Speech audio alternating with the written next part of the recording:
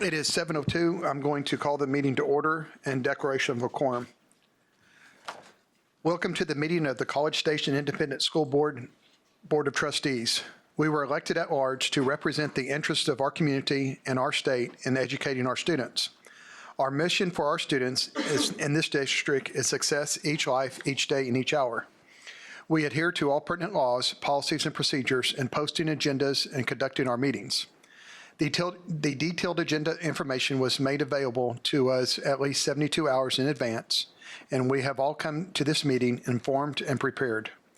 We have just completed a workshop meeting where we heard reports and discussed much of the information needed to make decisions in either this meeting or in upcoming meetings. This is a meeting of the 7 trustees in a public setting rather than a public meeting. As such, public comment is included on the agenda at a specific time and requires us to listen rather than take action so as to abide by the Open Meetings Act. We are pleased that you have taken time this evening to join us. We are very proud of this school district, and we thank you for your interest in and support of our students. I'd like to welcome everybody. We will start with item C. I do want to make note that we have a quorum of 7 members here. Amanda Green is joining us by telecom. Item C1, Pledge of Allegiance to the American flag and the Texas flag, and a moment of silence. And Mr. Schaefer, our students identified in the agenda are going to join us at a future date. Instead, we have invited Mr. Chucky Glenwinkle to provide us with the pledge. He has asked that he be able to get a picture with the board for his parents afterwards too. So when we complete the meeting. Since it's such a monumental occasion and Miss Green isn't here, I think we should skip the picture because it wouldn't be fair to her. If you would, please rise and join me in the Pledge of Allegiance. I pledge allegiance to the flag of the United States of America and to the republic for which it stands, one nation under God, indivisible, with liberty and justice for all. And now the pledge to the Texas flag.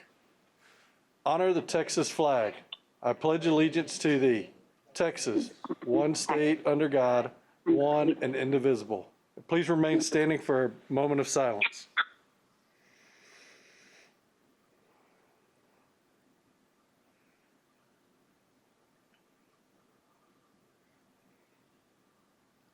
Thank you. You may be seated.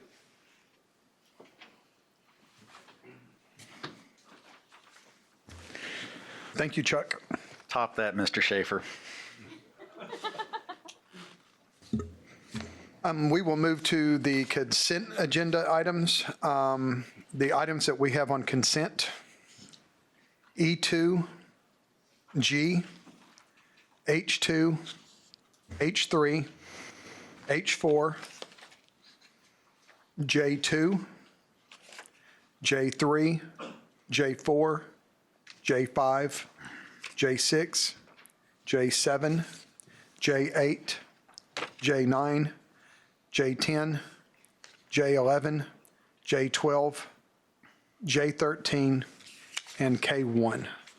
Would anybody like to remove any of those items from consent?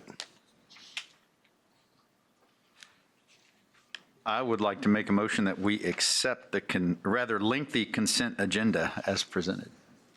I'll second. We got a motion by Mr. Nugent, a second by Ms. Nolan. All in favor, please say aye. Aye. Aye. Thank you, Ms. Green. The motion carries 7-0. We will move to item E1. Any board announcements? I know everybody's been busy attending a lot of reports and council meetings and stuff like that. Does anybody have anything to report? I think that will bring us to our new superintendent. Mr. Martindale, what would we have today?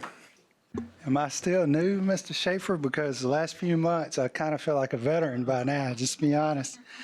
Superintendent's report, we have graduation, in-person graduation scheduled next week.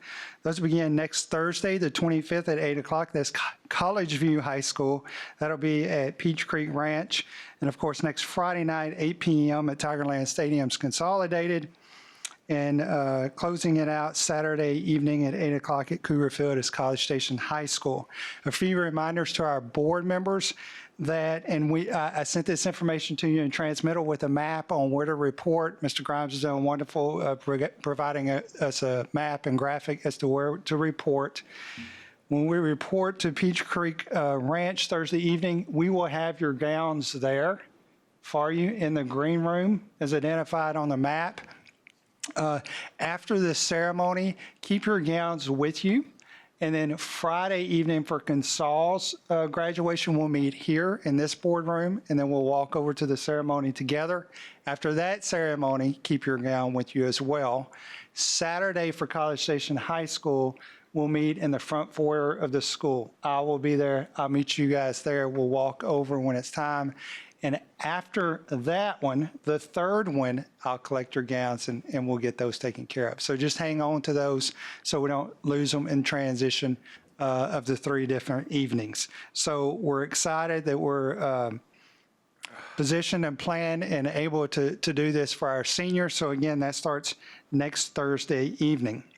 Also want to touch base on, of course, many of the folks that were here for our workshop earlier. I want to thank Dr. Trammell, Mr. Mann, and a lot of our principals and coordinators and directors for the very comprehensive plan they reviewed earlier this evening regarding possible instructional frameworks or strategies that might occur. We're planning for several. She showed you the example, of course, the on-site learning framework, which is what we're accustomed to. It's the traditional setting, but during the process of that, adding capacity with our students and teachers as far as their use of Schoology and preparation in case we do have to go to at-home learning or more of a virtual mode. And again, the at-home learning model, similar to what we've experienced the closing of this year, but much more robust, planning that for next year in case that has to be utilized. The hybrid model she mentioned, which would be reflective of if we're limited in capacity at our schools, and of course the virtual option. We'll be sending a survey out to our parents the end of this week or the first of next week to kind of get a feel as to gauge their comfort. We offer in-session classes as allowed by TEA. Who's comfortable with that? Those that are not, we would consider the possibility of a virtual option allow us to start making plans with all the logistics that might be involved in that. So thank them for that work. It's the beginning. You guys gave us some great feedback for us to work on and add to that plan. We'll be adding the operations piece to that. We talked instruction tonight, but we'll add the operations piece to that as we get more clarification from TEA, which is forthcoming. Let me put it like that. And lastly, again, at workshop, thank you to Ms. Strauss for reviewing our budget with us. We're hoping to be coming forward with a compensation plan for consideration at July.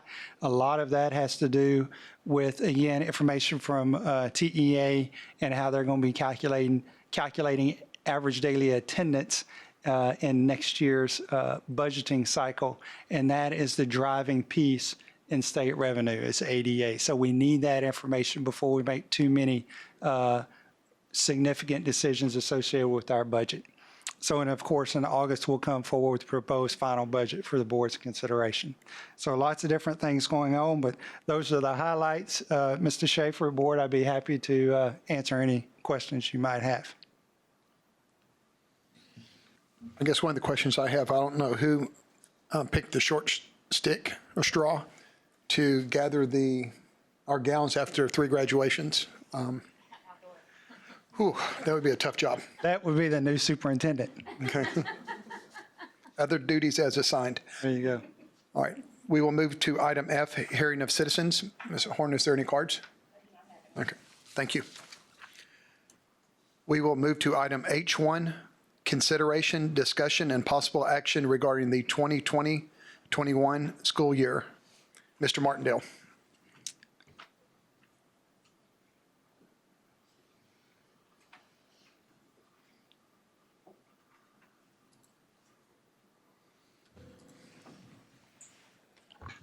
We visited about this at May's board meeting, but the consideration of an adjustment to our previously adopted 2021 school calendar that was approved by the board in January.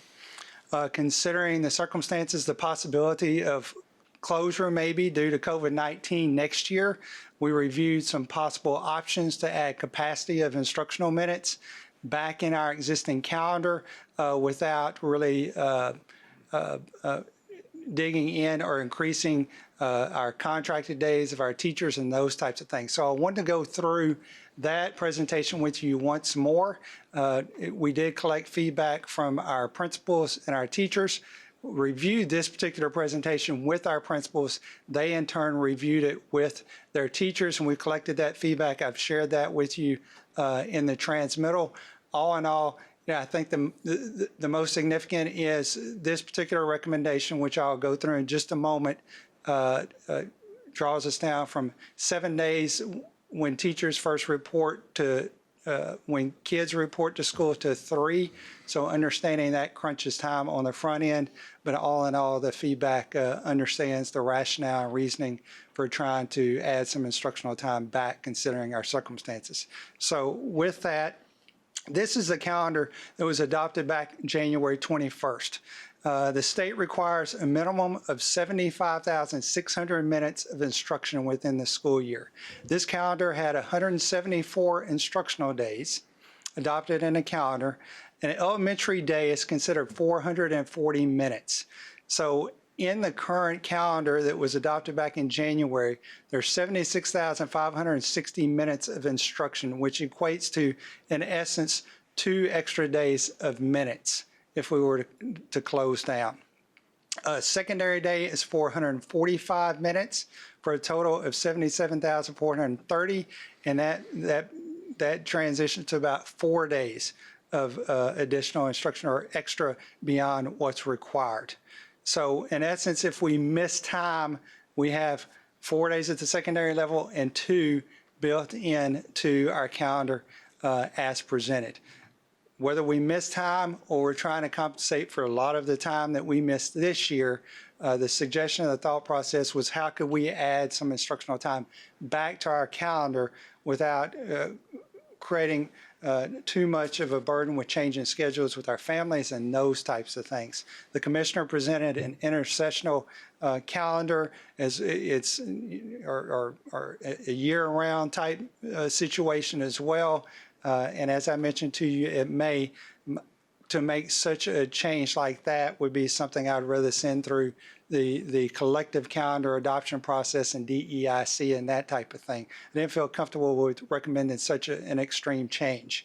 So a recommendation we proposed in May was here. We have all our staff development days highlighted in red. And so there are, as you can see, 6, 7, 8, 9, 10, 11 of those built in throughout the course of the additional 2 days, where you see the difference between the 187 for teachers and 174 are comp days, which are at on January the 4th and February the 15th. So the idea was, can we capture some of these professional development days and transition them into instructional days? So what we showed last month was the possibility of taking these days that are now highlighted in blue that were professional development days and turn them into instructional days, which adds 6 instructional days back into our calendar.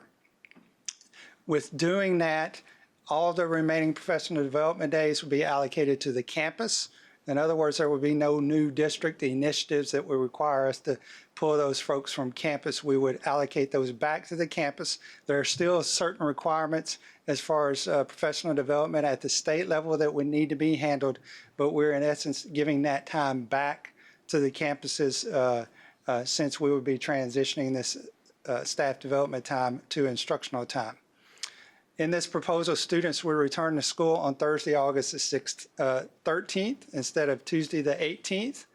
This does capture 6 more instructional days, so it would give us a total of 180 instructional days.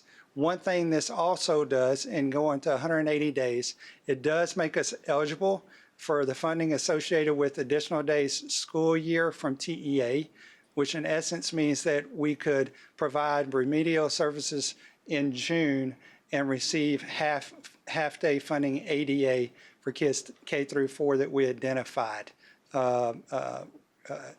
in June. So it makes us eligible to receive that funding if we go to the 180-day mark.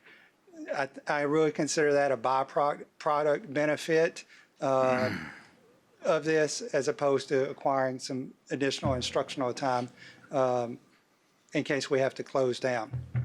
Teacher contracts, again, remain at 187 days. The 2 comp days remain in there for our teachers as well. If we go to 180 days of instruction, and again, elementary days are 440 minutes, that would give us a total of over 79,000 minutes, which gets us up to 8.5 extra days at the elementary level as opposed to 2.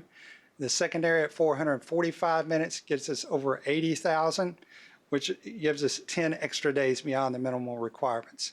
So what that does, if, for example, if we close and we miss a week, because we had this extra instructional time built into our calendar, we wouldn't necessarily have to make up for it. If we went beyond this additional time, we'd have to seek a waiver. And if the waiver were not approved, we'd have to make that time up. They're approving all waivers this year. I don't know if that would be the case in the future. So this allows us to try to get some time back from missing this past year. Also allows us to try to acquire a little more time for remediation and catch up, and also bank some time in case we're dealing with some of this again this next school year. So if you take all this, clean the calendar up, this is what it would look like. Again, your first day of school is August the 13th, Thursday, these 3 days before campus level professional development. So teachers would be at their campus. We wouldn't be pulling them for anything, so they get prepared for the kiddos. We would also be changing the other instructional days, the PD days that I identified before, to instructional days. That will get our students to 180 instructional days and our teachers to 187. We release the same, last day is the same. We keep all of our holidays intact that we had before, and our start back day for the teachers remains the same. So this allows us to acquire a little more time, give ourselves some cushion without completely turning our previously adopted calendar upside down. So again, we visited about this in May, collected feedback from our principals who reviewed this with our teachers, and everyone understands the need that we probably need to make this adjustment just to have some time built in and get our kids back so we can start working with them. So I'd be happy to take any questions you have, but it would be my recommendation that we approve the adjusted calendar as presented.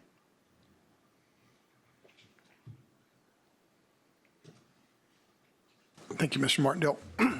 We have some questions, comments, discussion. Are you sure the teachers don't want the kids back in July? They love them. I think the parents do. Ms. Nolan, I was afraid to ask that question, so I just held it at August the 13th. This allowed us to get some of that time back, and again, not completely turn our calendar upside down. At this point, it's June, and so again, this allows us some adjustment and doesn't create issues over holidays and those types of things for families that have already made plans. And if there is, from our stakeholders in our community, a desire to visit a more prolonged calendar for 21-22, then that can go through the process in the fall, through the normal process, and work its way to the board, in January of 21. So I think this one, it creates benefit for us in our circumstances. I kind of like the fact that we're having days, like if you want to consider them in a piggy bank.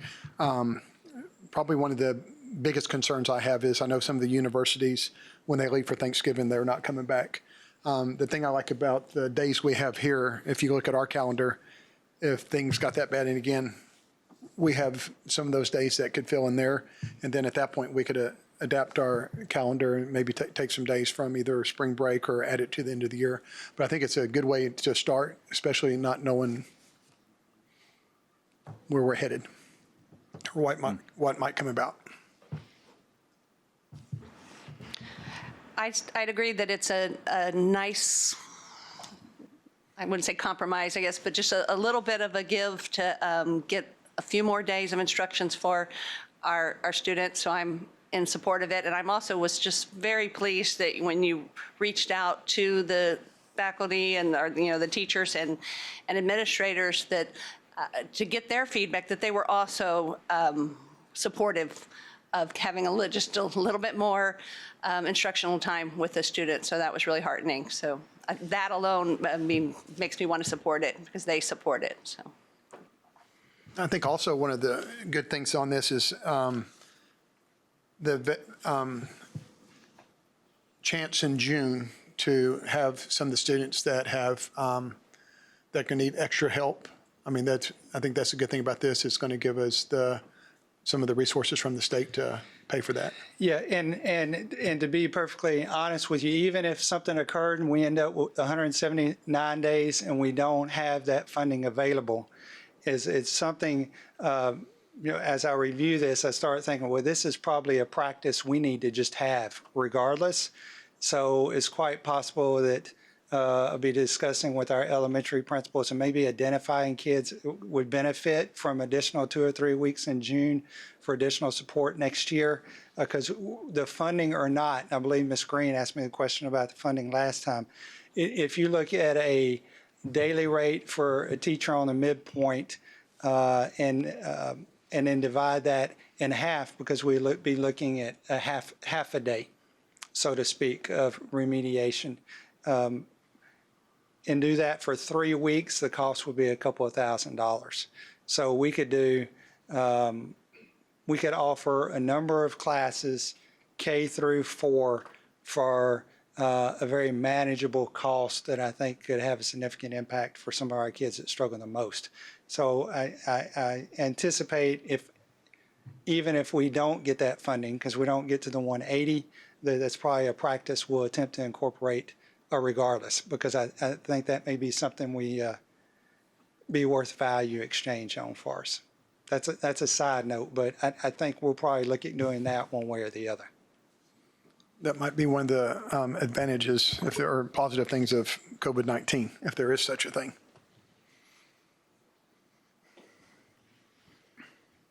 Ms. Green, do you have any comments?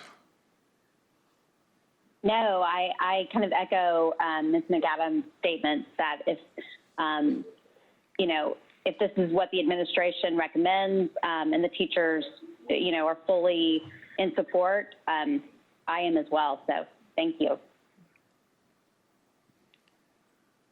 Any other comments, discussion? no, but I can make a motion that we approve the changes to the 2020-2021 calendar as proposed. I'll second. A motion by Ms.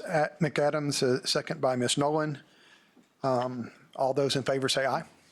Aye. Aye. Aye. Motion carries 7-0. Thank you, Mr. Martindale. We will move to item J1. Consider approval of the following purchases using the TEA School Safety and Security Grant Funds. Mr. Martindale, I'll let you start with that one. Just start reading this one off. We were approved for a little over $200,000 worth of grant funds from TEA for school safety and security. And those funds have to be used to, in essence, harden your facilities. So there are parameters around how you can spend those funds. This is purchases using those grant funds. These 3 different vendors, of these, we'll be looking at adding 64 additional cameras at entry and exit points throughout the district at our campuses and facilities. And also it allows us to replace some of our aging radios in the district, but all in all, we're going to purchase 179 new radios to distribute throughout the district at our campuses and different facilities. In addition to that, we're also purchasing a repeater, which will go out at Welborn. We currently have a repeater for our radio system here at Consol and at CSHS, and it gives us a broader coverage of our school district with our radio system. The addition of the repeater south at Welborn just gives us a stronger signal throughout our new buildings on the south end of the school district. So we are requesting approval of these purchases using these TEA school safety grant funds. Thank you, Mr. Martindale. Do we have any discussion? I'd move to approve as presented. I'll second. A motion by Mr. Ben, a second by Mr. Nugent of approving the items as presented. All those in favor say aye. Aye. Aye. Aye. Any opposed? No. So the motion carries 7-0. At that point, I think we move to item N, adjournment. Thank you, everybody. Would also like to, those that have come online to watch this, there was a 2-hour workshop before this. And encourage everybody to watch it. And there was some very, very good information about how we can possibly proceed next year if circumstances change. We are adjourned.